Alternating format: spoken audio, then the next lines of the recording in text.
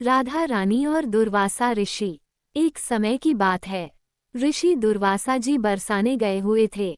उस समय श्री राधा जी अपनी सहेलियों के साथ खेल रही थी। राधा जी और उनकी सखियां छोटे छोटे बर्तन बनाकर उसमें झूठ मूठ का भोजन बनाकर भगवान जी को भोग लगा रही थी। श्री राधा रानी और उनकी सहेलियां ये सब कर ही रही थी कि अचानक से ऋषि दुर्वासा वहां आ पहुंचे। ऋषि दुर्वासा को देख श्री राधा जी और उनकी सहेलियां ऋषि के सम्मान में उठ खड़ी हुई और उनको सादर प्रणाम किया और बड़े ही सरल भाव से उनका स्वागत करते हुए उनको बैठने को कहा। ऋषि दुर्वासा भोली भाली और छोटी कन्याओं के इस सरल व्यवहार को देखकर अति प्रसन्न हुए और उन कन्याओं द्वारा बिछाए गए आसन पर जाकर बैठ गए।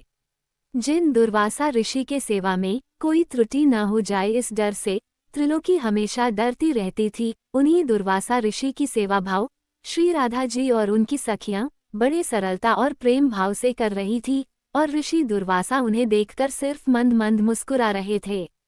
फिर राधा जी की सखियां कहती है कि हे ऋषिदेव, क्या आपको ज्ञात है कि मेरी राधा रानी बहुत ही स्वादिष्ट लड्डू बनाती है और उन्हीं लड्डू से हमने भगवान का भोग लगाया है और अभी आपको भी प्रसाद के रूप में वितरित करेंगे। उसके बाद राधा जी की सखियां जाकर राधा जी के हाथों से बने हुए लड्डू का प्रसाद तो लाती है, परंतु वह लड्डू व्रजरज का बना खेल खेल में बना हुआ झूठ का लड्डू था।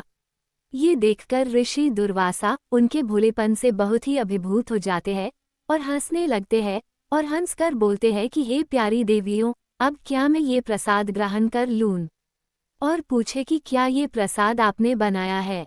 ऋषि दुर्वासा के इस प्रश्न पर सारी सखियां एक साथ ही और एक स्वर में ही कहती है कि जी हाँ ऋषि देव, ये हमारी प्यारी श्री राधा जी ने ही बनाई है और हमारा दावा है कि आज तक आपने ऐसा लड्डू नहीं खाया होगा।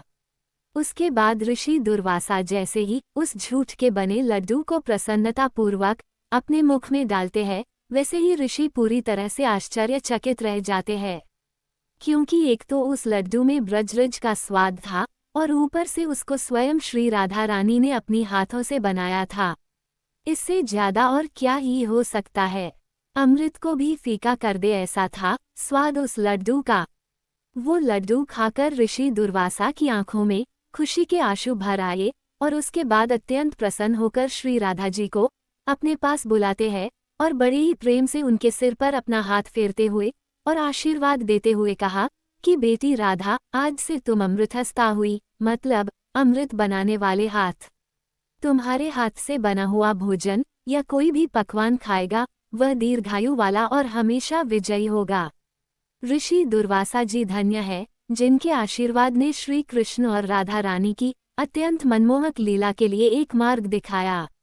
आशा करते हैं कि वेदांतरस के माध्यम से ये प्यारी सी राधा रानी की कहानी आप लोगों को जरूर पसंद आई होगी। बोलो राधे राधे।